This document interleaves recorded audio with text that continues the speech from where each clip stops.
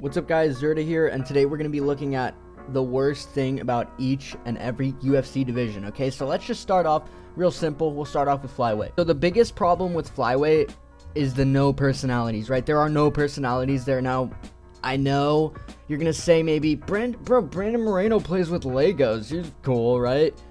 That's like the only personality there other than maybe Steve Erceg. And also, they're still not personalities. Like, you're not tuning in to a podcast necessarily with Brandon Moreno unless you're like a super freak or below 5'3". Like, I could see why you might look up to these flyweights if you're like a little kid or something. Or if you're just, I honestly don't know. I don't know how else you could look up to them or even be interested in them. But genuinely, they're like NPCs to me. Every single flyweight is like an NPC in my eyes. And I just don't know. I feel like most people can agree, like, they do put on good fights, sure, and they always have like a fight of the year contender, but other than that, there's no one there. These are not personalities. Fucking Pantoja, all I know is that he has some funny little story where his dad left him or something, but that's all I know. And then he got the belt and he's whatever. That's all I know. Like Amir Albazi, I don't even know what this guy sounds like. I don't even know what he sounds like. I've heard him interview before. I've literally heard him on the fucking mic, and I don't remember what he sounds like. That's a bad thing, bro. Especially when you're, like, near title contention. I mean, I guess there's, like, Kai Kara France there as well. That's, like, another personality. But just because these guys have, done a funny thing, like played with Legos or fucking stuck their tongue out at a fucking stare down, doesn't mean they have a personality, okay? You're not tuning into a podcast. You're not searching out their interviews. These guys get, like, 1,000 views on their most popular interview. So I don't know, man. I can't say that these guys are big personalities, and so that's probably the biggest problem with this division, okay? And also, nobody fucking really cares about it, bro. I'm sorry, nobody really cares about Flyweight. Like, it's just, I'm sorry, I know people love to glaze it and be like, bro, Flyweight's so talented. Nobody cares about it. I could go on a whole rant for this division because I fucking hate it at this point, but I'll just leave it alone, so we'll skip to Bantamweight. For Bantamweight, I'm going to say the title shots. We're giving title shots to my boy Cheeto Vera. Fair enough. Cheeto didn't necessarily deserve the title shot, but it was kind of to give Sean the win back. Sean wanted to prove that he could get that one back. But then we're giving, we gave the title shot to Sean O'Malley after he only beat Peter Yan, right? He only beat one guy in the top 15, am I right?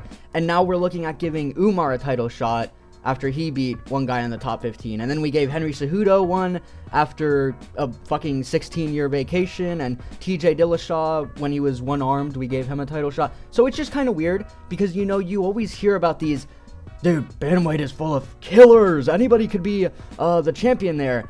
But we're not giving these guys title shots. Figgy's never going to get a title shot, even though he's had, 16 wins now at Bantamweight pretty much. Fucking Jose Aldo, what are they doing with him? He's never going to get a title shot. So despite all these killers that you hear about, they're never going to get title shots. Corey Sandhagen's never going to get a fucking title shot. And also, let me say this. These title shots, I don't want to say they're undeserved. Because, at the end of the day, these guys, even though they were not ranked, like Sean O'Malley, I don't think, was he ranked top 15? He was ranked like 15 when he fought Yan, right? And so, just because they get one win in the top 15, that win still is impressive. Like, it's still an impressive win because you're beating the number one guy, or like Corey Sandhagen, who was he 2 when Umar beat him? So, you can't necessarily say they don't deserve it because they show that they are at the elite level. And like Sean O'Malley was able to beat Aljo and even defend his title. So even though they fast-tracked him, he still was able to prove that he was, dominant enough to be the champ. So I don't want to say that these are a bad thing necessarily, but if I have to nitpick, I'm going to say, like, the fast-tracking the title shots and skipping over these guys who are supposedly the biggest killers at Bantamweight. But, now we're finally seeing at least Merab, who deserves his shot. He's probably going to lose, but I feel like after that, we're going to have this problem again where it's going to be Umar, and then these other guys who have been winning all these fights are going to say, what about me, man? What about me? Like Figgy, he's probably going to say, what about me? Or Yan. If they make Yan versus Figgy, tell me those guys aren't going to be complaining. Whoever wins that fight is not going to be complaining when Umar gets the shot over them. But yeah, so that's my biggest nitpick about Bantamweight. Let's move on. For Featherweight, I'm going to say the triple threat, right? We got Max Holloway, Ilia Topuria, and Volkanovski, right? These are the unbeatable guys. Now, maybe Volkanovski has fallen off. We don't know. He's 35. He's lost to the best right now, so we don't know. He hasn't been tested at Featherweight, other than Ilia, obviously. But that's what I mean. This is the triple threat, and I honestly think Ilya now might just be the single threat. He literally might go out there and probably will go out there and beat Max Holloway, in my opinion. But even if you don't think he's going to beat Max Holloway, if you think Max Holloway is going to beat him, who's going to beat Max? That's my question. Who's going to beat Max? Is it going to be Arnold Allen, who we've already seen? Is it going to be Mozart? Is it going to be... Who is going to beat Max other than maybe Volk? And then who's going to beat Volk? Probably Topuria. So it's this triangle. I've talked about it before. It's a triangle. It's literally just... This guy beats this guy, and nobody can beat them. Nobody can beat Max, nobody can beat Ilya, nobody can beat Volk other than maybe each other. And at this point, it just might be Ilya. Ilya might be the single dominant champ there, but I mean, other than that, we're never going to see guys like Yair get the belt. We're never going to see Ortega. We're probably not going to see Diego Lopez. I know you guys want to hype him up, but dude, Diego's probably going to lose to Ortega, and that's my opinion. But even if he does beat Ortega, he probably will not beat any one of these three guys. Maybe Volk at this point is falling off, so the triple threat might be over, the big triangle, but I don't know, man. At this point, that's my biggest nitpick, is that there's always going to be the dominant champ or then the dominant contender like Max Holloway. So let's move on to lightweight. My biggest nitpick with lightweight is the grappler glory, right? This grappler glory where we always see the champion is a grappler. He's always somebody who can either submit people or just ground and pound them to fucking death, right? They are always the champions, right? You're never going to see a guy like Dustin. I'm going to tell you this right now. I'm very sorry if you are a Dustin fan. Never going to be a champ. Justin Gaethje's never going to be a champ. Any of these other strikers that are in there probably will not be champ because they don't know how to protect themselves on the ground to save their lives. They don't know how to get out of a submission. They don't know how to stand up. I know obviously you can't fucking just stand up, but they literally have no ground game whatsoever. They are pretty shit on the ground, and that's just a fact, because if you look at it objectively, who is always the champ? A fucking grappler. Granted, I mean, Khabib was one of the most dominant fucking grapplers in UFC history, so that, you know, that kind of makes sense. But then, you know, even Islam or Charles, these guys were winning their fights. Well, I should say Charles. Charles was winning his fight just because he could fucking submit people, bro. Like, Dustin had no ground game. Actually, no, I should say Justin had no ground game. Justin is the worst out of all of them, bro. He's the worst out of the Three Stooges, man. He fucking gets submitted in every title fight. He's not built for the ground, man. So when you got these guys in there that are in the top 5, it's kind of like free reign for the grapplers, right? They can make their way up. Any grappler will probably make their way into the top 5 just because these guys have such bad ground game, bro. And they're always going to stay in that top 5 area, like Justin and Dustin. They're always going to stay in that top 5 area, but they're going to lose to the grapplers more than often. More than often they will. I know you're going to say, like, actually Benoit Saint Denis just, he's a grappler and he lost to Dustin. I'm not talking about him, and I'm not talking about fucking Gamrot either. Because Gamrot's a fucking, dude, Gamrot is an anomaly, okay? We're not talking about Gamrot right now, but guarantee you, whoever is there, like, even if you think Arman's gonna be the lightweight champ next, which he's not, but even if you think that, he is a grappler. So you're always thinking, there's always this grappler glory at lightweight, and that's my biggest problem. We don't see many strikers. I know Charles is a good striker, and Islam is a good striker too. Islam is he probably is the most well-rounded fighter in the UFC, but the thing is, he uses his grappling to win title fights, and you can't deny that. He does use it, especially against a guy like Dustin. He's gonna use his grappling, and yeah, I mean, it's just the grappler glory, man. It's the grappler glory. We're not going to see many strikers there. Maybe fucking 10 years from now we will, but as of right now, if you're not a grappler, you could probably say goodbye to that lightweight title, man. Your lightweight dreams are gone. So the biggest problem with welterweight is that it is a old age home, okay? This is a retirement home at this point, and people will still say that this division is the one full of killers just because we got Shavkat and JDM. We're talking about the old age home that is still in the top 5 and still around that area, right? Even Burns. Burns is still technically in the rankings, right? He's still ranked like, what, top 7 now or top 8? I don't know what he dropped to officially, but he's still in there. And then you go outside, you got like Jeff Neal, Neil Magny. I can't really think right now, but we do got a lot of old people here. We got Usman, who they're fucking thinking of getting a title shot to. Like, they literally were. They were thinking, I don't know, Usman kind of deserves a title shot. No, he fucking doesn't. Just because he was good and, you know, the dominant champ for a while doesn't mean that you can just give him a title shot, bro. He doesn't deserve a title shot. And even Bilal now, Bilal's fucking 35 or 36, right? Colby's 85 years old. Usman, same. He's fucking 85 years old. They're fucking battling it between themselves in the retirement home. And when I talk about the old age home that, you know, they're sending these fighters out from, like Gilbert Burns and fucking Jared Cannonier. You know, I know Jared Cannonier's at middleweight, but this is the old age home. This is where they live, right? Welterweight. Welterweight is the old age home, the peak old age home, where guys like Volk are also welcome, and all these guys are welcome to the welterweight old age home, because it just houses all of these 40-year-old fighters. And even Leon Edwards is getting there, bro. Like, I know Leon's 33, so he's at the end of his prime, okay? And then there's not many guys. And to still think that these guys are in the rankings and even being offered title shots and the champ right now, it just shows it's kind of an old division, man. It's an old age division, and honestly, I wouldn't be surprised, and I am going to pick Bilal to beat Shavkat to continue the reign of the old age home, okay? It's a bad look when you got fucking 36-year-old Usman still ranked like number 2 or number 1, whatever the fuck he is.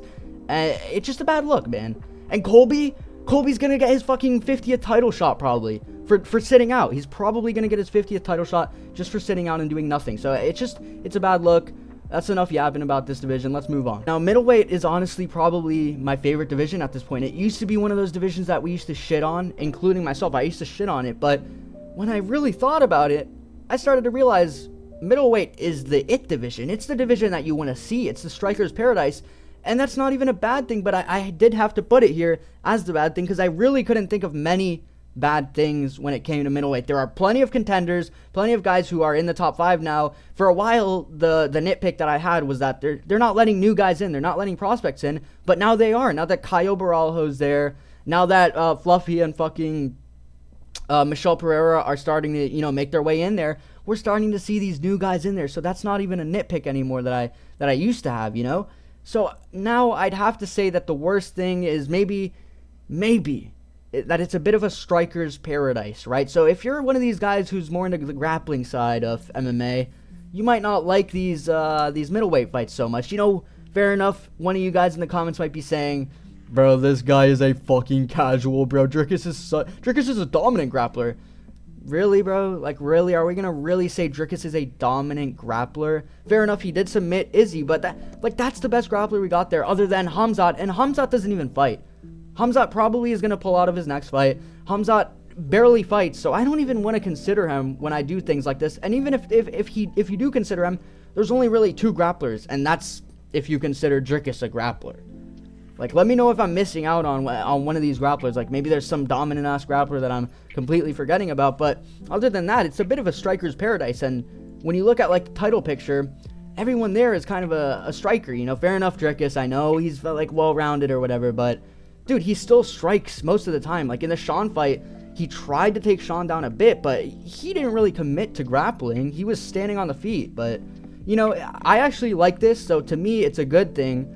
But I could see why this could be probably the worst thing about middleweight. Granted, if you by now have not realized that middleweight is very good, then I think you should take a look, because it's no longer the 2020 middleweight where, you know, it used to get a bad rep because Marvin Vettori would get a title shot and fucking Jared Cannonier and all these guys. You know, now it's a new middleweight, and it's a bit of a paradise in my opinion. And yeah, so let's move on to the next division. For light heavyweight, I'm probably gonna have to say that the cursed title is about the worst thing there, and also the injuries. That kind of goes into this. Obviously, the vacant titles and all of this shit. I mean, since John Jones left, it's kind of been a bit. I know Alex is saving it now, but still, you have to admit, like, we had that period where Geary got the title, then he got injured, and then we had to vacate, and then Jamal got the title, and then he got injured, and the only reason, like, it's just super weird. And then we had this, like, fucking the Jan Blachowicz versus Magomed fight that ended in a draw, and nobody got the title, and then fucking Jamal versus Glover was booked because of that. So it's just a whole shit show. It's a bit of a shit show, and then it seems like there's always, you know, there's always something going on with the title. Like, now we're giving Khalil a title shot instead of Magomed, who many people think is going to beat Alex, not myself included. I don't think he's going to beat Alex, but there are those people who think, you know, Alex is ducking him and fucking Magomed would just dominate him. But, you know, it's a bit of a weird situation with the title, kind of like Bantamweight almost as well, where these guys are just jumping up the rankings. It's pretty weird. But, you know, it's just a weird situation. And honestly, I do like light heavyweight. I guess another thing you could say is it's a bit similar to middleweight in terms of there not being many grapplers. Like, the most dominant you can't fucking see me because of this fucking camera, but the most dominant, in quotation marks, grappler is Magomed Ankalaev, who has no submissions and really would probably not do anything to Alex Pereira. I know you guys are going to glaze Magomed. And as somebody who's, a decent Pereira fan, but not one of these glazers who thinks he destroys everybody, I honestly don't think Magomed's going to beat him. And I think that the fucking grapple shit, that he's the most dominant grappler in history, it's overrated, bro. Just because he's fucking Dagestani doesn't mean he's going to dominate Pereira on the ground. But, yeah, I mean, the whole title situation just fucked at light heavyweight, if we're being honest. So that's probably my biggest nitpick with the division, but let's move on to our last division. So for heavyweight, I'm going to say that the biggest problem, and I think we could all agree with this. Why is my camera so white, bro? We could all agree with this. No contenders. There's no contenders at heavyweight. I don't care if, you're one of these guys who says maybe, actually, no, Tom Aspinall's overrated. I think Cyril Gane poses a great threat to him, and I honestly think Jones is a badass, such a badass that he's actually going to fight Tom Aspinall and fucking dismantle him, bro. He's not. I mean, Jones is going to just fucking retire after the Stipe fight. He's a bitch. And yeah, I mean, we literally have no contenders after that because Dana White, for some reason in his thick skull, he can't get it past his thick skull that you're going to have to promote Tom Aspinall after Jones retires. And, there's going to be no contenders. There's not going to be a single contender because Tom is defending his interim belt, fighting off all the contenders, and honestly, just to make his way to the belt, he had to defeat like 16 ranked people. So I mean, dude, it's way too many contenders that Tom Aspinall has already went through, and he probably will be the champ. So I'm not surprised if when we see like he probably will be the champ for a while. So I will not be surprised that when we see his, his title reign, it's just going to be a bunch of rematches and trilogies even. And, maybe there's the Gelton Almeida matchup that will be in there. But it's really not going to be that many fresh matchups other than Almeida and Gane. And Gane is fucking, I don't even know what Gane's doing, bro. Like, Gane is just fucking, hello, is my camera good? But no, Gane is just on vacation filming movies. I know he's going to fight Volkov, but after that, he'll probably take another year break. And then, probably even still try and duck Tom. But I don't know what the fuck Gane's doing, and it just seems like there's really no contenders at heavyweight, and that's a fucking problem because we're just gonna have Tom fighting people that he's already fought. So it's not a great look for the heavyweight division, but I mean, blame Dana, honestly, blame Dana because he does not want to make the right matchups. He wants Jones versus Stipe so fucking badly, despite the fact that I don't think anybody wants to see that fight anymore. This isn't fucking 2020. This is no longer an interesting matchup, Dana, bro. Like, we need to fix these matchups. And yeah, other than that, I mean, it's kind of fucked at heavyweight. It's just no contenders whatsoever. But yeah, I mean, that's it for the video. Yeah, I think we covered everything. We covered everything that's, bad about each division. And guys, don't get salty with me in the comments. Don't get pissed at me because I said something bad about your favorite division or about your favorite fighter. At the end of the day, this is kind of a nitpick. Like, there's not really too many bad things about each division other than Flyweight. I genuinely don't like Flyweight, and I kind of genuinely don't like Welterweight either. Those are probably my least favorite divisions, but like Heavyweight, the no contenders problem, I mean, we're still going to have exciting fights. Like, all of these divisions are still probably going to have exciting fights and good fights and, heated matchups. Just because they have these little things wrong with them, like these little nitpicks, doesn't mean that it's a bad thing. So just, relax if you're typing up something in the comments and you're typing up a paragraph calling me a fucking dumbass because I said something bad about your division. Just relax, okay? But yeah, that's it for the video. If you guys like these types of videos, let me know in the comments. Leave a like and subscribe. We're trying to grow the channel. And yeah, I'll see you guys in the next video. Peace.